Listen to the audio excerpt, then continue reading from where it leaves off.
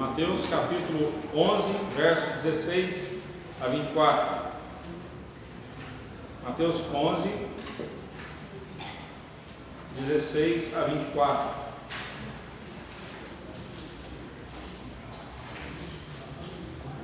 Os homens leiam comigo os versos pares e as irmãs respondem com os versos ímpares. Vamos lá?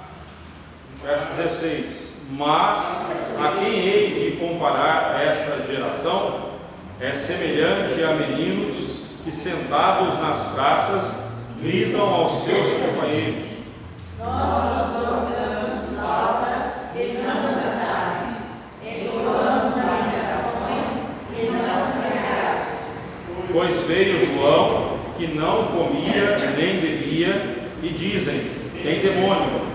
Veio o Filho do Homem, que come e bebe, e diz: eis aí o glutão e bebedor de vinho, amigo de publicanos e pecadores. Mas a sabedoria é justificada pelas suas obras. Passou então Jesus a increpar as cidades, nas quais ele operara numerosos milagres, pelo fato de não se terem arrependido. Ai de Corazim, ai de Israel, porque se Tiro e Sidom se tivessem operado os milagres que em vós se fizeram, há muito que elas teriam arrependido com pano de saco e cinza. E contudo, vos digo, no dia do juízo haverá menos rigor para Tiro e Sidom do que para vós outras. Tu trabalharás, elevar-te-ás porventura até o céu, descerás até o inferno, porque se em Sodoma se tivessem operado os milagres que em ti se fizeram, teria ela permanecido até o dia de hoje. Digo-vos, porém, que menos rigor haverá no dia do juízo para com a terra de Sodoma do que para contigo. Irmãos, a mensagem do Evangelho, como sempre nós temos afirmado aqui para os irmãos, ela tem um duplo efeito. Ela tanto leva os escolhidos de Deus ao arrependimento, como ela faz com que o coração endurecido pelo pecado fique ainda mais endurecido. Não que a palavra de Deus ela gere pecado no coração do homem, não é isso. Mas quando Deus quer amolecer o coração e converter o coração, Ele faz. Quando Ele não quer, a palavra dele anunciada se torna uma sentença de condenação para os ímpios e para os réprobos, né? Para os eleitos ela é palavra de salvação, para os ímpios palavra de condenação, é a sentença de morte deles, né? Mas a palavra de Deus, o Evangelho, ele sempre, não importa se sejam eleitos ou quer sejam réprobos, a palavra de Deus sempre trará consigo também um convite ao arrependimento. Ela sempre chama ao arrependimento, mas apenas os eleitos de Deus, obviamente, serão capacitados pelo Espírito Santo a responderem a esse chamado de arrependimento e a receberem o perdão. Os ímpios não, né? Sabemos que o pecador jamais conseguirá crer em Cristo se, primeiramente, Deus não o vivificar. Lá em Efésios 2, 1 a 10, nós vemos isso. Nós estávamos mortos em delitos e pecados e Ele nos deu vida. Estávamos mortos espiritualmente. Um morto não reage a nada, nem ao seu apodrecimento. O morto só se decompõe. O morto só se decompõe. Espiritualmente falando, o pecador é um morto. O homem sem Deus é um morto. E está cada vez mais podre nos seus pecados. A menos que Deus vivifique, dê vida espiritual ao coração do pecador, este jamais poderá crer em Deus. Somente a partir do momento que Deus vivifica o coração dele, é que então ele capacita essa pessoa a responder com fé ao chamado do Senhor, né? Contudo, aí dentro dos propósitos santos de Deus, se um pecador não crer em Cristo, mesmo tendo diante de si provas indeléveis da graça e poder de Deus, o pecador é o único responsável por sua condenação. Pois o pecado, o seu pecado, o fez condenável aos olhos de Deus. Este é um dos temas bíblicos que nos trazem muitas dificuldades.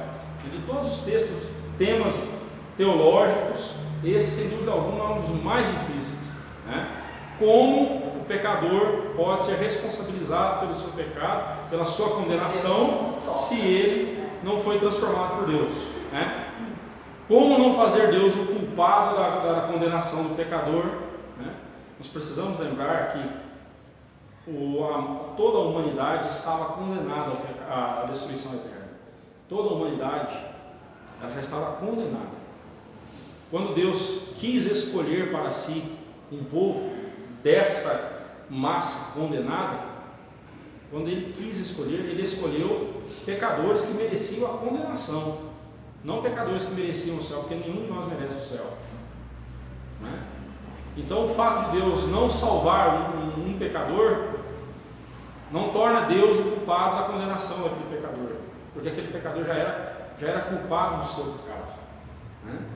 É muito sério, né? É um assunto muito difícil, porém nós não podemos jamais esquecer que a soberania de Deus não isenta o homem da sua responsabilidade, e nem a responsabilidade do homem depõe ou tira Deus da sua soberania.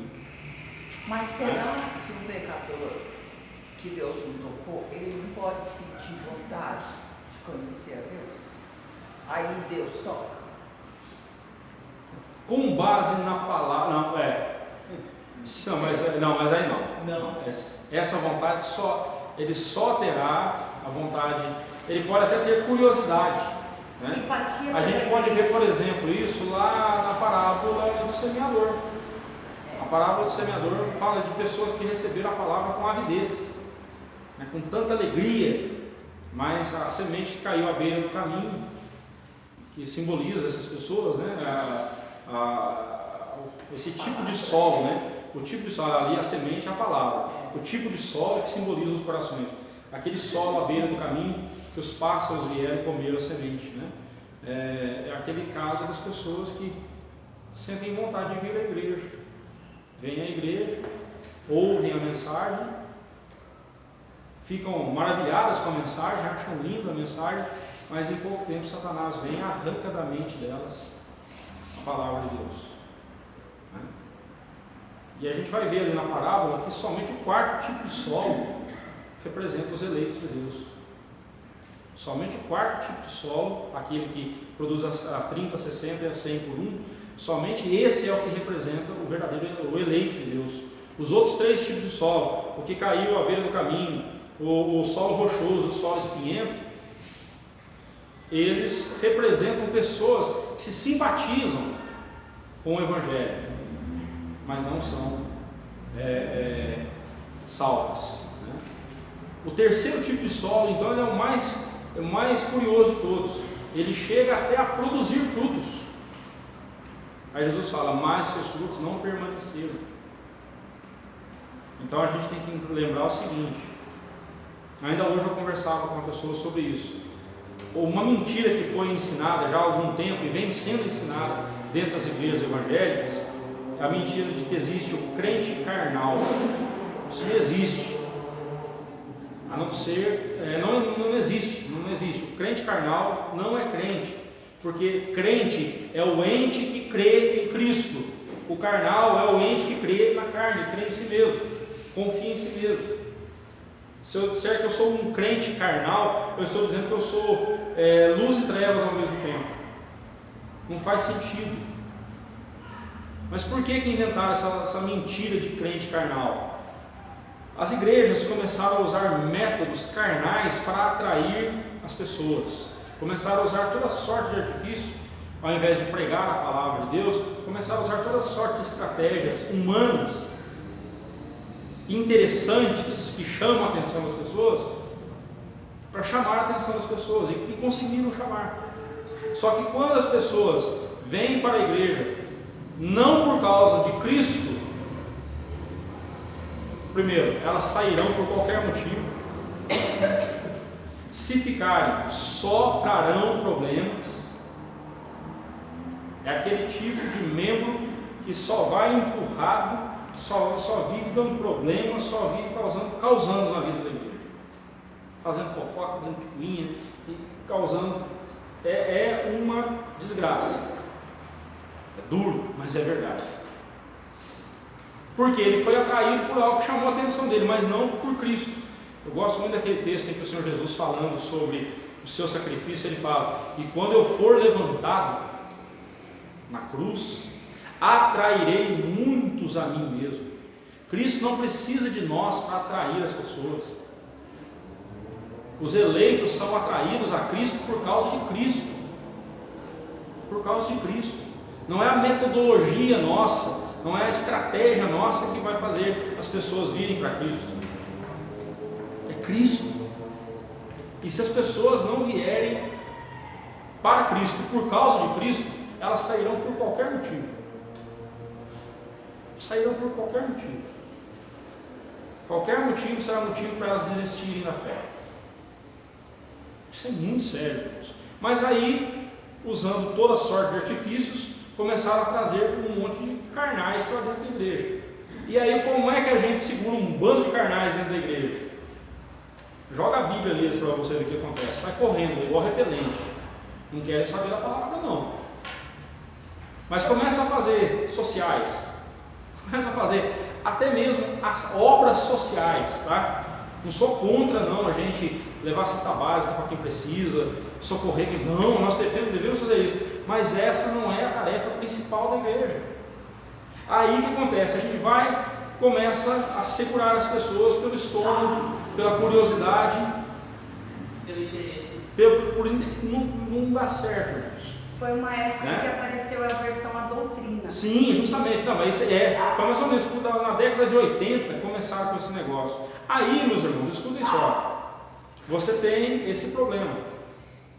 As pessoas são atraídas por qualquer coisa. E aí, essas pessoas começam a dar problema, começam a ter comportamentos pecaminosos. E aí, ao invés da gente elevar o nível da igreja ao nível da estatura e da santidade de Cristo, o que a gente faz? A gente faz igual o PT fez com as classificações, as classes sociais no Brasil. O PT acabou com a miséria no Brasil, isso é fato. Acabou. O PT acabou com a miséria no Brasil. Sabe o que ele fez? As pessoas que viviam na linha da miséria, ao invés dele puxar essas pessoas para cima, não, puxou a classe média para a miséria. Aí começou a chamar o pessoal da linha da miséria de classe média. Ou seja, só mudar o nome. E meus irmãos, é o que mais se vê acontecer nos nossos dias, é isso. Vamos redefinir os termos. Vamos redefinir. Por exemplo, ideologia de gênero. Por que gênero? Não ideologia de sexo. Por quê? Porque nós queremos implantar o homossexualismo a qualquer custo. Se falarmos de sexo, homossexualismo não é sexo. Homossexual não é sexo. Ainda que esteja no campo da sexualidade, mas não é. Né? Então vamos redefinir os termos. E aí vai redefinindo. Vai redefinindo os termos. Né? Esse maldito marxismo fez isso. E continua fazendo. Né? É o que eles são especialistas em fazer. Mas na igreja fizeram a mesma coisa. Ao invés de elevar o povo à estatura de Cristo, fizeram o contrário. Rebaixar a santidade. Então, o irmão é pego um pecado. Aí o que a gente faz? Não, disciplina não. Tenha misericórdia do irmão. Afinal de contas, a senhora também não tem pecado? O senhor não tem pecado, não? Quem é o Senhor para poder julgar aquele irmão? Não é assim? Quem somos nós para julgarmos esse irmão? Todos nós pecamos. Ele é crente, sim. Não importa que ele adulterou, roubou, mentiu, deu cheque sem fundo, é 171. Não importa, não importa. Todos nós temos os nossos pecados. Não é assim? E aí, ao invés de prezarmos pela santidade, começamos a valorizar a mediocridade e o pecado. E é por isso que a gente está vendo muitas igrejas hoje em dia que são qualquer coisa, menos uma igreja. E se você convida o povo a estudar a Bíblia, irmãos, eu fico muito feliz com isso que eu estou vendo aqui hoje. Praticamente metade da nossa igreja está aqui hoje no estudo bíblico. Isso é raro. Claro que eu queria ver 100%. Mas praticamente metade da nossa igreja está aqui hoje. Eu fico feliz de ver isso. Porque, infelizmente, se você quer conhecer como estão as igrejas, se você vai no estudo bíblico, você vê 10% da igreja, 5% da igreja, às vezes até fecham a igreja, não veio ninguém, vamos embora. Os verdadeiros crentes são atraídos pelo Evangelho. O Evangelho atrai o verdadeiro crente, atrai o eleito de Deus. Por isso que a gente tem que ter paciência, irmãos. A gente tem que ter paciência, plantando o verdadeiro Evangelho para colher os verdadeiros frutos. Tenhamos paciência. Quem faz o crescimento é Deus, quem dá o crescimento é Deus. Vamos lá, vamos para o nosso texto, senão a gente nem entra nele hoje ainda. Vamos lá. Esse texto que nós acabamos de ler, seguindo, aquele momento em que o Senhor Jesus dá testemunho da pessoa de João Batista, e fala quem foi João Batista, quem era João Batista. Aí então o Senhor Jesus passa a falar sobre as cidades impenitentes, é o título que é dado aí pela sociedade bíblica, ai das cidades impenitentes. Mas não era só sobre as cidades impenitentes que Jesus falou aqui. No versículo 16 a 19, ele está falando de um grupo de pessoas. E que grupo de pessoas é esse? Quem é esta geração? Como ele diz ali, Mas a quem hei de comparar esta geração? Quem era esta geração a quem ele se referia? O texto correlato, o texto de Lucas 7, 24 a 35, que é o mesmo, apresenta o mesmo relato desse acontecimento, ele nos traz o esclarecimento. Quem era essa geração a quem Jesus se referia? Lá no verso 29 e 30 de Lucas 7, o Senhor Jesus disse o seguinte: todo o povo, o Lucas que diz isso, todo o povo que o ouviu, ouviu o Senhor Jesus, e até os publicanos reconheceram a justiça de Deus, tendo sido batizados com o batismo de João. Isso aqui é Jesus falando de João Batista e das pessoas que creram em João, na mensagem de João Batista. Aí Jesus completa com o verso 30: mas os fariseus e os intérpretes da lei rejeitaram, quanto a si mesmos, o desígnio, a vontade de Deus, não tendo sido batizados por ele. O batismo de João Batista era batismo de arrependimento, chamando as pessoas ao arrependimento. Quando os fariseus e intérpretes da lei, e boa parte da população que seguiu os intérpretes da lei e os fariseus, quando eles recusaram serem batizados por João, eles estavam recusando a mensagem de João, que era a mensagem de arrependimento, era o evangelho de arrependimento. E aí o Senhor Jesus fala assim: bem, vocês parecem um bando de meninos brincando na praça. Aí ele usa duas situações: os meninos brincando na praça, alguns tocavam flauta, dizendo assim: nós vamos tocar flauta, nós tocaremos flauta, tocaremos aqui uma música alegre, uma música de casamento, e vocês vão dançar. Fulano, você vai ser o noivo. Fulana, você vai fazer o papel de noiva. Cicrano e Beltrano serão os convidados, E nós vamos tocar aqui e vocês vão dançar, nós vamos brincar de casamento aqui. Aí, aqueles meninos chatos, não quero brincar disso não, isso é muito chato. Não quero brincar disso não, isso é muito chato. Aí Jesus fala. Aí, então, esse grupo de meninos diz assim: então nós vamos fazer diferente. Nós vamos entoar canções de lamentação, canções tristes, canções fúnebres. nós vamos brincar de sepultamento. Fulano, nós aqui somos os cantores que vamos tocar as músicas do funeral. Beltrano, você vai ser o defunto. É ruim, hein? Tá louco? Eu vou ser o defunto? Não vou ser o defunto, não. Não quero saber. Brincadeira chata, brincar de morte. O que é isso? Que brincadeira mais sem graça. O Senhor Jesus então disse assim: vocês, fariseus e intérpretes da lei, e todos quantos seguem vocês se parecem com esses meninos. Nada lhes satisfaz. Por isso aí o título: a insatisfação é condenada. O Senhor Jesus condena a insatisfação dessas pessoas. Vocês fariseus, ele fala, vocês fariseus e intérpretes da lei, vocês são insatisfeitos, porque veio João Batista com seu estilo asceta de viver, estilo rigoroso, comendo mel e gafanhoto, vestindo pele de camelo, vivendo no deserto, como um ermitão solitário lá no deserto. Vocês diziam: é um endemoniado, o homem está cheio, está possuído de demônio. Vocês não aceitaram a mensagem dele. Veio o Filho do Homem, Jesus falando dele, eu vim e me assento com os pecadores e publicanos, pessoas que vocês rejeitam. Vale lembrar que quando os fariseus chamavam as pessoas de pecadores, os pecadores e publicanos, o fariseu não era pecador? Claro que era. A questão é que eles achavam que somente eles cumpriam a lei de Deus, por isso eles não eram pecadores, porque segundo eles definiam, pecador é aquele que transgride a lei de Deus, e é verdade, a Bíblia diz isso, o pecado é a transgressão da lei, mas eles achavam que só eles cumpriam a lei, e por isso eles não eram pecadores. Os demais que não cumpriam a lei eram pecadores. Então, aí Jesus fala assim: veio o Filho do Homem e se assenta com as pessoas que são rejeitadas por vocês, pessoas que vocês não permitem entrar no reino dos céus.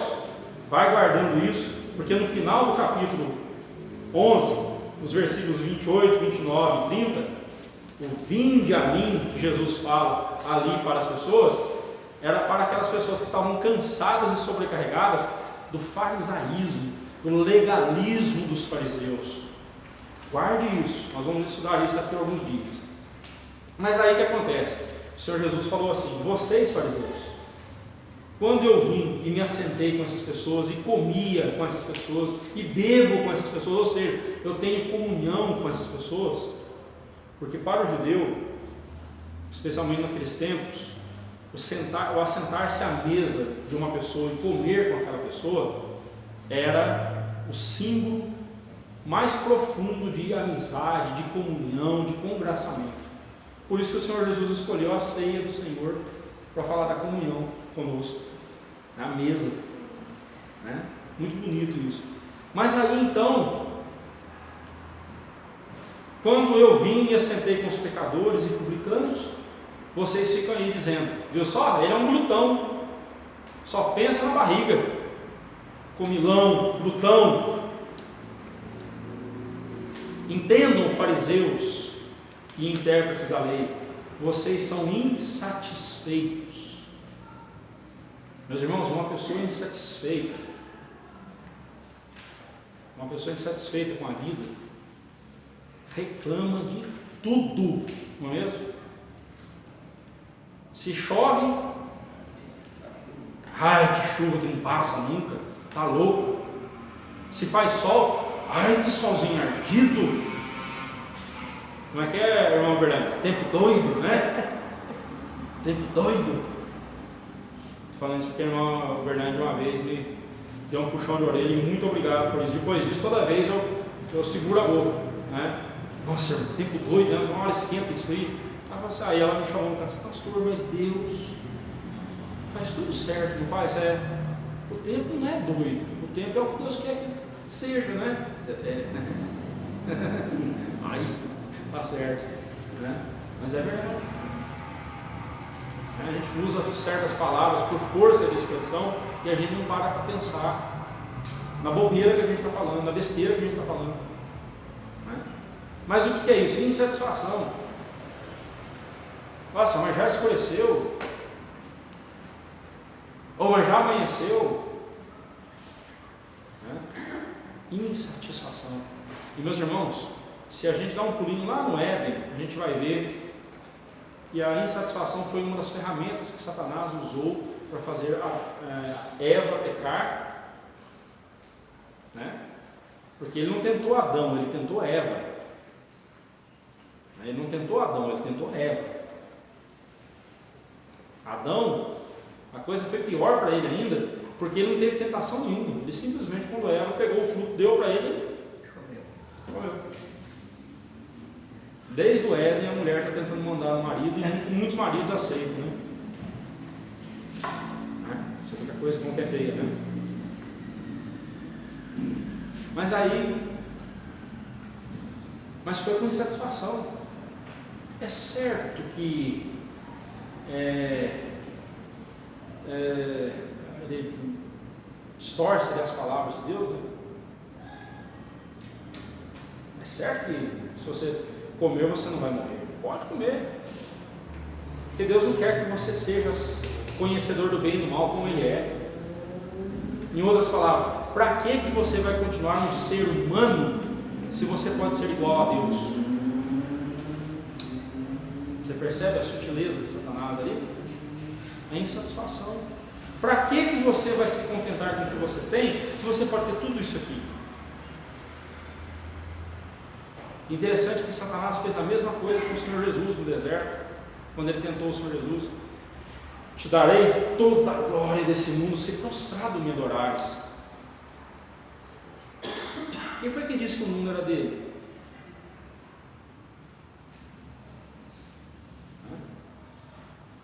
Ele estava colocando insatisfação no coração de Jesus. Colocando, tentando colocar, né? Irmãos, cuidado com a insatisfação. Ela é perigosa, né?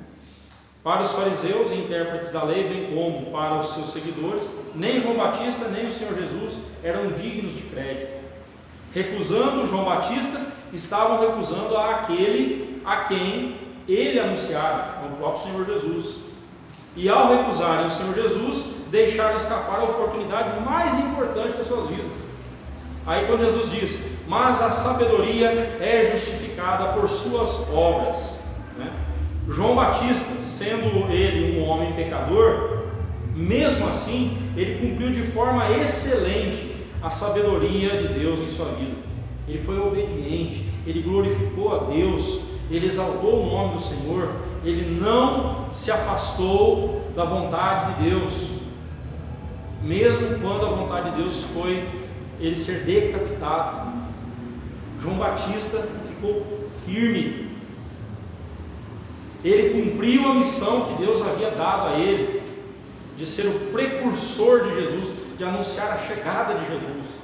E ele fez de forma magistral, mesmo sendo um pecador. Irmãos, nós precisamos parar com esse negócio de nos justificar na nossa mediocridade. Eu não consigo fazer melhor que isso, porque eu sou um miserável pecador. Olha, se eu faço as coisas pelo poder de Deus, pelo poder do Espírito Santo, então eu tenho todo o poder maior desse universo, me capacitando a fazer aquilo que eu tenho que fazer. Recentemente nós lemos, se você está fazendo aquela leitura diária proposta no boletim, recentemente nós lemos sobre Bezalel e me fugiu o nome do Hananias, é Bezalel, não vou lembrar o nome do outro artífice que Deus encheu com o Espírito Santo e sabedoria para fazerem todas as obras do tabernáculo, nos mínimos detalhes, para trabalhar com ouro, prata. Meus irmãos, esse povo no Egito fazia tijolo de barro. A única coisa mais artística que eles conseguiam fazer era um bloco de barro, só isso. E agora esses homens se veem diante da tarefa de tecer fios, cortinas coloridas, trabalhar uma madeira dura, uma madeira de acácia, cheia de espinho, retorcida, dura igual uma pedra. Aholiabe e Bezalel, obrigado. eles tinham a tarefa de trabalhar o ouro, a prata, o bronze, metais preciosos, e ainda tinha que ensinar os outros. E aí nós ficamos sabendo que eles fizeram tudo isso capacitados por quem? Pelo Espírito Santo. Um detalhe, eles não tinham as máquinas que nós temos hoje para fazer um móvel, eles não tinham os aparelhos que tem hoje em dia para trabalhar o ouro, a prata. Não, eles estavam no deserto, meus irmãos. A gente tem que parar com esse negócio esse coitadismo, né? Esse vitimismo de eu sou limitado, sabe o que você é? Você é um grande bocão que vive em torno do seu umbigão, olhando para o seu umbigo, ao invés de olhar para Cristo e confiar no poder do Espírito Santo, porque se Ele tem para você uma tarefa para você realizar, Ele vai capacitar você. Agora, presta atenção, irmãos, Deus não santifica a preguiça, não. Você não gasta tempo estudando a Bíblia, você não gasta tempo se aperfeiçoando, você não busca um curso, você não busca fazer algo, acrescentar algo, você não corre atrás, não. Deus vai me capacitar, Deus vai me capacitar. Você sequer ora para isso. Ah, pastor, peraí, lá em Atos 2, quando os apóstolos falaram em línguas, o que aconteceu ali foi o seguinte: tinha mais ou menos 15 nações diferentes, os apóstolos falavam aramaico, eram homens rudes, homens simples, que falavam apenas o aramaico, e o Espírito Santo ia concedendo a cada um deles o poder de falar um outro idioma daqueles 15 que estavam ali assistindo, aqueles 15 tipos, 15 nações diferentes ali. Eles iam falando conforme o Espírito Santo ia concedendo. Agora vocês vão falar na língua dos partos, agora vocês vão falar na língua dos elamitas, agora na língua dos medos, na língua dos persas, e assim por diante. Para cada hora eles falavam uma língua. E eles não falaram uma língua que ninguém entendia, não, o povo entendeu. Ah, pastor, Deus pode fazer isso, sim, mas só que antes ele falou, Jesus mandou os apóstolos fazerem o quê? Permanecer aonde? Em Jerusalém, orando até, como que é, irmã? Até que do alto venha o poder. Mas eles tinham que orar, eles tinham que fazer a parte deles. Ah, mas Deus não mandou eles irem para uma escola de idiomas. Não mandou mesmo. Mas Deus mandou eles se prepararem em oração para receberem o Espírito Santo, o que de fato aconteceu. Irmãos, a gente não pode se entregar ao ócio e à preguiça e achar que Deus vai santificar isso. Não, Deus não vai. Deus não tem pacto com o pecado. Mas saiba de uma coisa: se você se dispor, Senhor, eu me disponho. Eu não sei fazer nada do que o Senhor está me pedindo, mas eu me disponho a aprender. Eu quero aprender, Senhor. Eu quero ser capacitado pelo Seu Santo Espírito. Pode ter certeza, irmão, Deus vai capacitar você. Pode ter certeza disso, tá?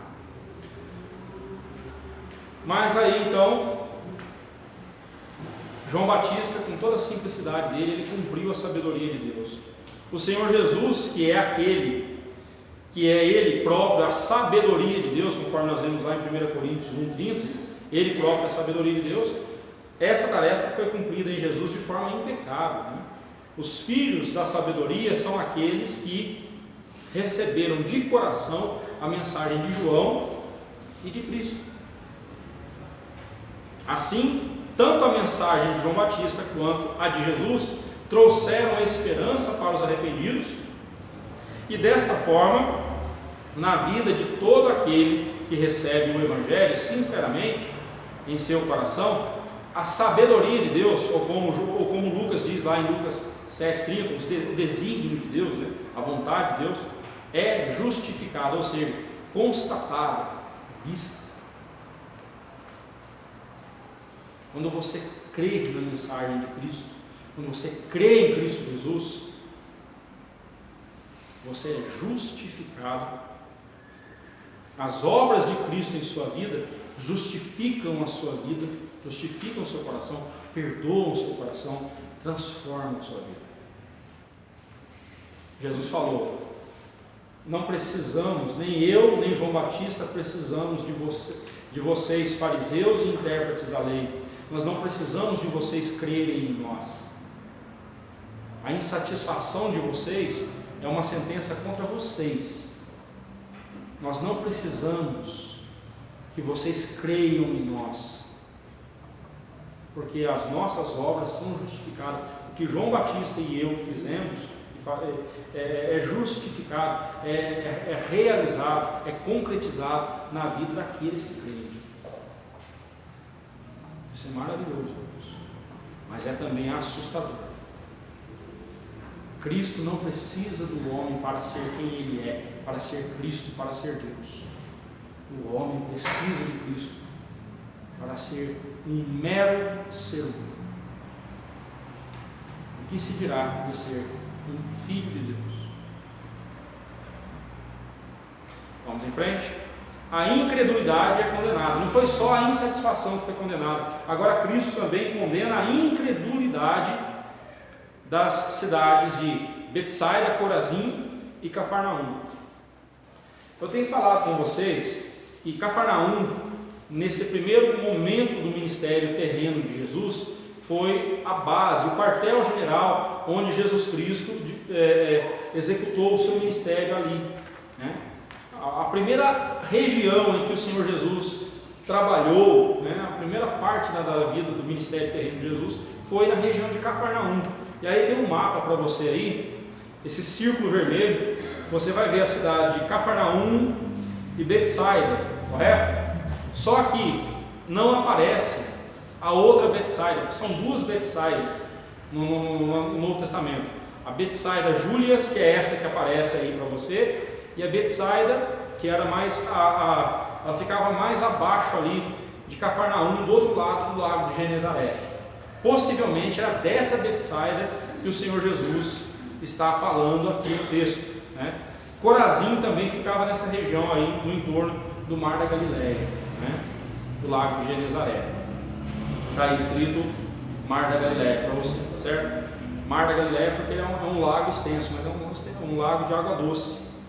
Mas de tão extenso que ele era chamado de Mar da Galileia, tá certo? Mar da Galileia, Lago de Genezaré ou Tiberíades, é o mesmo lago.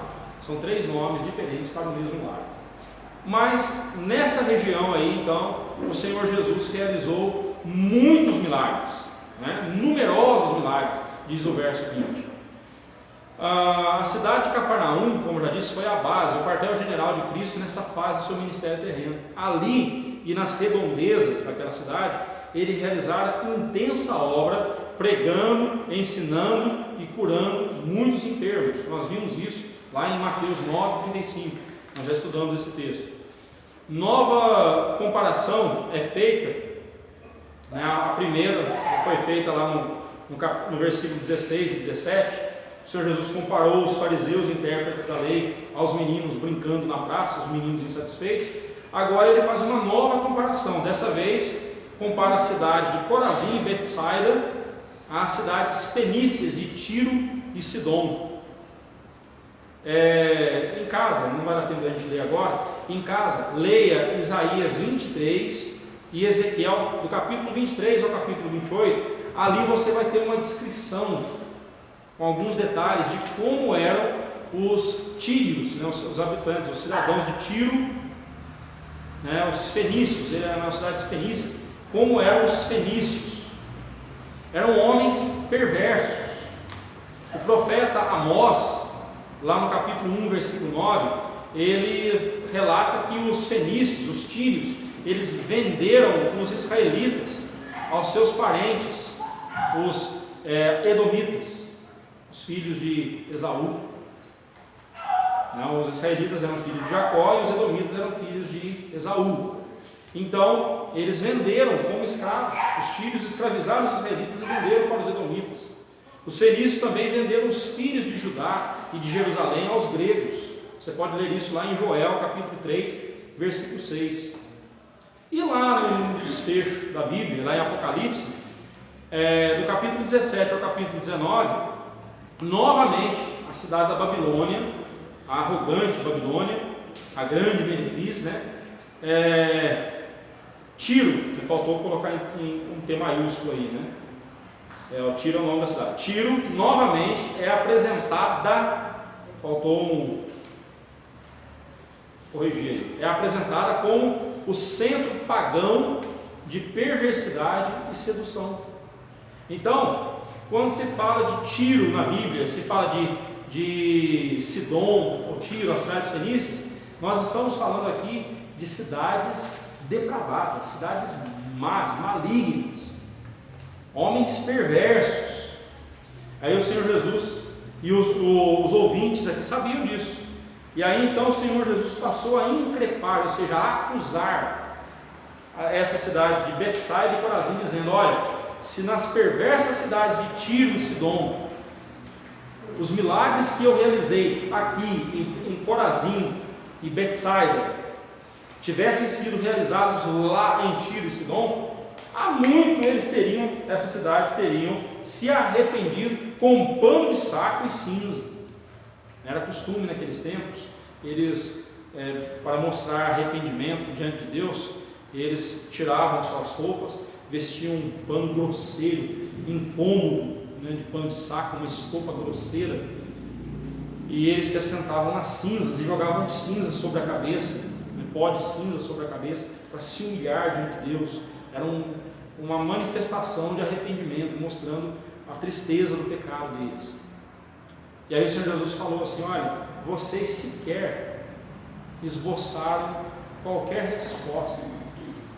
Se nessa cidade de Tiro e Sidom, os milagres que eu realizei aqui tivessem sido realizados lá, eles teriam se arrependido há muito.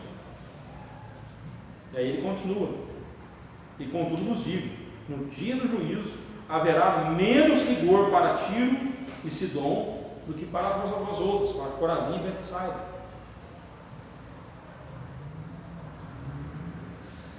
Seguindo na mesma direção, o Senhor Jesus fala agora de Cafarnaum, né?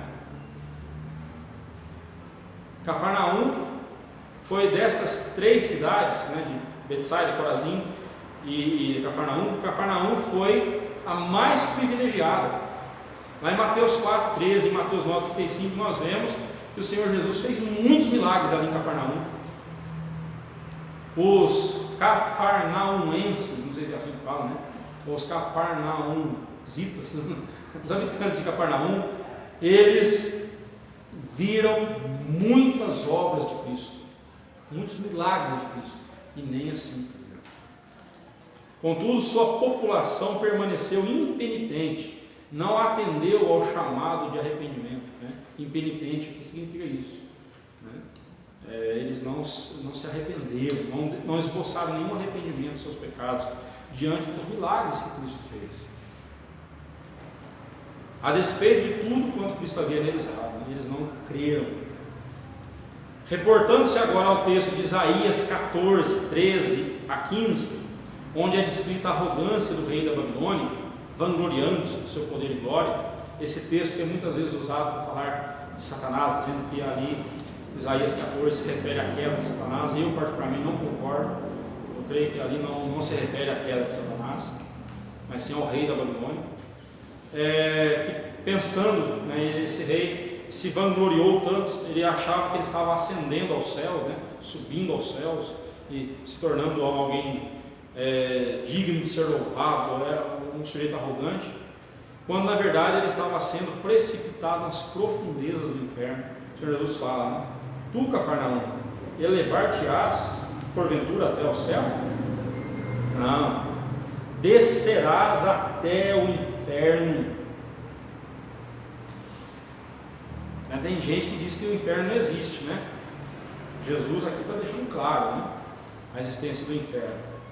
Assim, o Senhor Jesus mostrou que Cafarnaum, em vez de atender penitentemente ao chamado de Cristo, deu-lhe as costas e seguiu em sua incredulidade arrogante, não creu.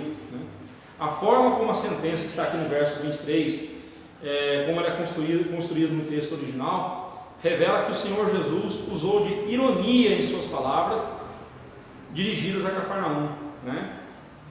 Eu sei que é estranho pensar em Jesus sendo irônico, porque nós achamos que ironia é uma coisa, é pecado. Eu não gosto de alguém irônico comigo, eu estou falando sério, a pessoa está usando de ironia para comigo, irrita, mesmo? Mas, obviamente, a ironia, eu usando a ironia, eu estou pecando.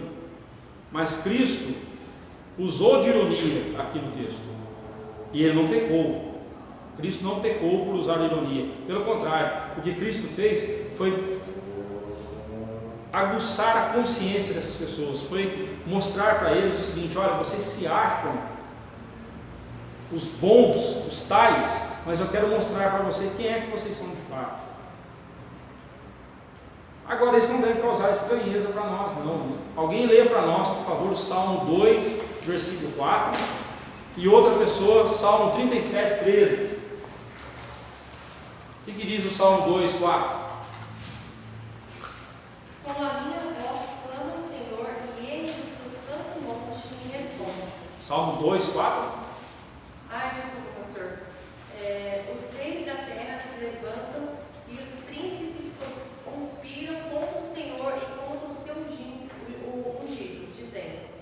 Salmo 2, 4, não é? 4, não é esse aqui, esse é aquele que habita no céu. Isso, é esse que eu quero. É o Salmo 2, 4, né? Lê de novo, por favor, dona Miriam. Esse é aquele que habita no céu. Isso. O Senhor zomba deles. É esse que eu quero. Desculpa. Você leu 1 e 2, né? Ri-se aquele que habita no céu. O Senhor zomba deles. Deles quem? De quem que Deus zomba? Se você ler aí, desde o versículo 1, porque se enfurecem os gentios e os povos imaginam coisas vãs, os reis da terra se levantam e os príncipes conspiram contra o Senhor e contra o seu ungido, dizendo: rompamos os seus laços e sacudamos de nós as suas algemas. Ou seja, vamos nos livrar de Deus. O que Deus faz? Ele ri. Como que vai se livrar dele? Aí, vamos agora para Salmo 37, verso 13. Ir-se-á dele o Senhor, pois vê estar se aproximando o seu dia. De quem que Deus ri? Vê o verso 12 aí. Trama o ímpio. Contra ele ringe. E aí o que Deus faz? Irmãos, olha só. E é interessante que, não estou dizendo que Deus não é um Deus alegre não, viu? Porque a alegria é fruto do Espírito Santo, né? Mas não é curioso que os únicos textos na Bíblia que falam de Deus rindo, fala dele rindo com ironia da arrogância dos ímpios? Não é curioso isso? Não estou dizendo que a gente não deve rir não, tá? Que rir é coisa do diabo, não é isso não, irmãos. O crente é alegre, alegria, sorrir é bom demais, muito bom, dar risadas é bom demais. Porém, nós precisamos atentar para o fato de que Deus, olha a forma como Ele trata o arrogante. Você se acha tal? Deixa eu te mostrar quem que você é. Então Jesus está agindo com ironia, Ele está agindo igualzinho o Pai age com os arrogantes no Antigo Testamento. O arrogante é aquele que gosta de passar por cima de todo mundo, gosta de se achar o tal. Deus derruba o arrogante dando risada. Isso não te assusta? A mim me assusta. Deus derruba o arrogante com risada, dando risadas. Corazim e Betsaida, comparadas a Tiro e Sidom, E Cafarnaum é comparada à depravada Sodoma.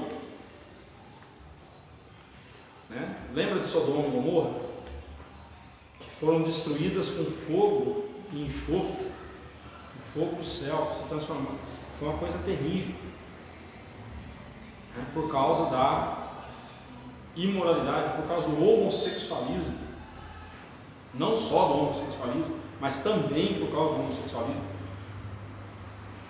Se nós quisermos mensurar o que eles sentiram ao ouvirem essas comparações, né, a cidade de Betsaida, Corazim e Cafarnaum, se nós quisermos ter uma ideia do que passou na mente deles ou no coração deles, basta nós lembrarmos quando nós fomos evangelizados. Lembra a primeira vez que você ouviu o evangelho de verdade mesmo? E alguém disse assim para você: por que você acha que Deus deve deixar você entrar no céu?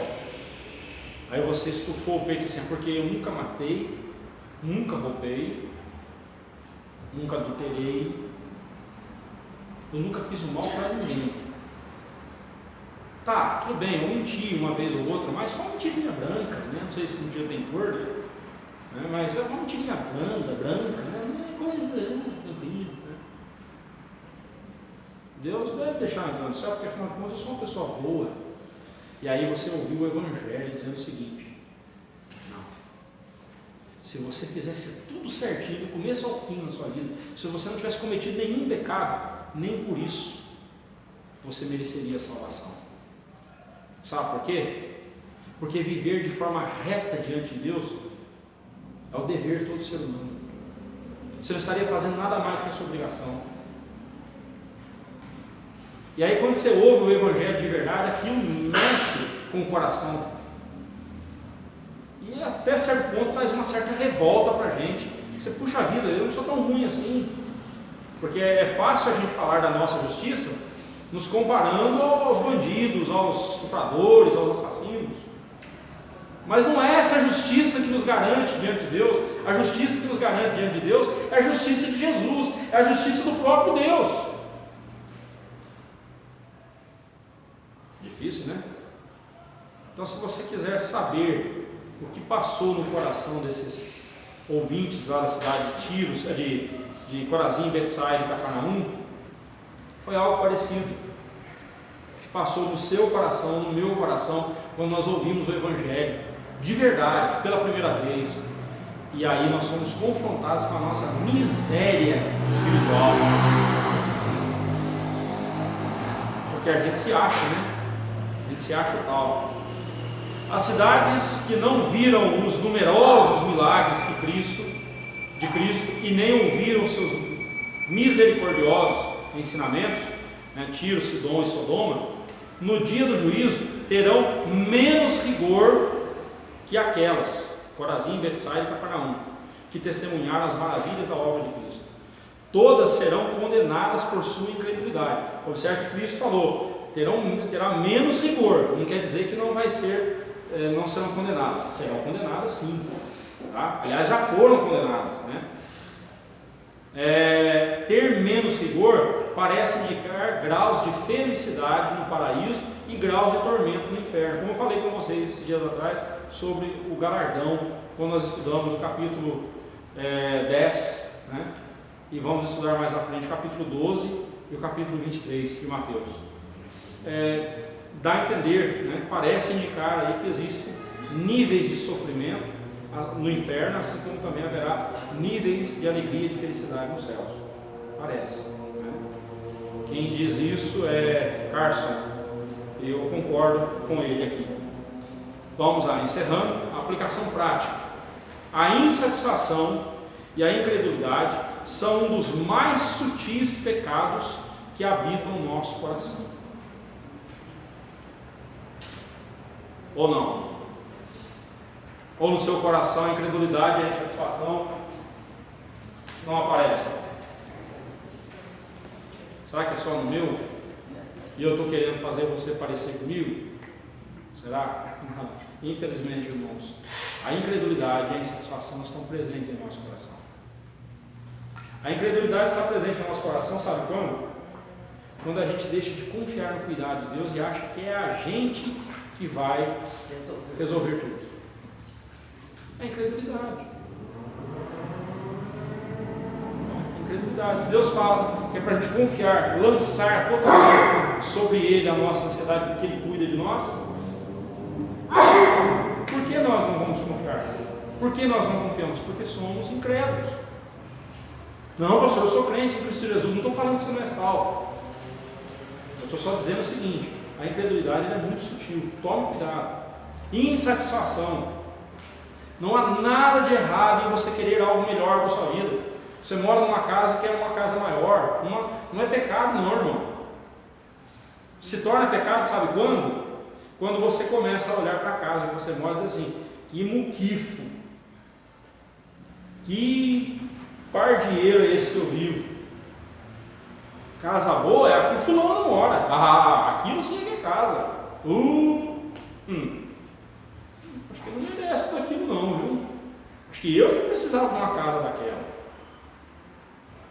Né? Ou você fala assim: não, no dia que eu tiver uma casa igual aquela, aí eu serei satisfeito, aí eu ficarei muito feliz. E você faz disso o alvo da sua vida.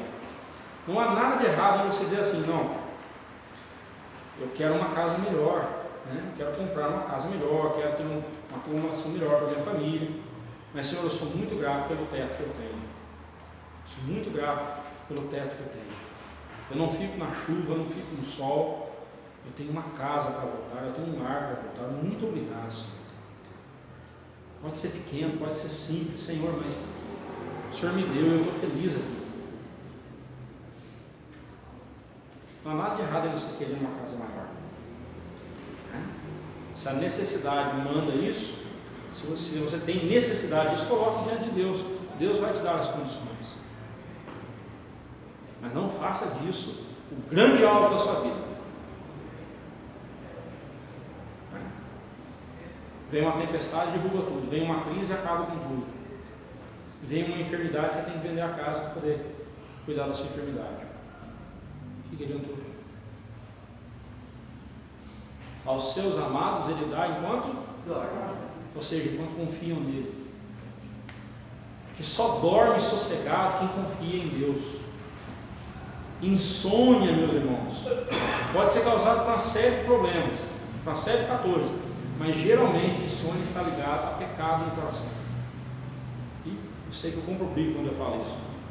Se você quiser conversar comigo sobre isso, eu posso falar que agora o nosso tempo não dá mais. Desde o Éden, Satanás vem insuflando a insatisfação e a incredulidade no coração do homem. Somente quando o Espírito Santo remove esses pecados do coração da pessoa, é que esta vem a crer em Jesus. Nenhum milagre é suficiente para aquele que ainda não recebeu um novo coração. Betsaida, Corazim e Cafarnaum viram muitos milagres e não creram. Cafarnaum recebeu grandes privilégios, o que só lhe aumentou a responsabilidade. O fato de Deus não converter um coração não isenta este coração da sua responsabilidade diante de Deus. Para refletirmos aí, irmãos, para pensar.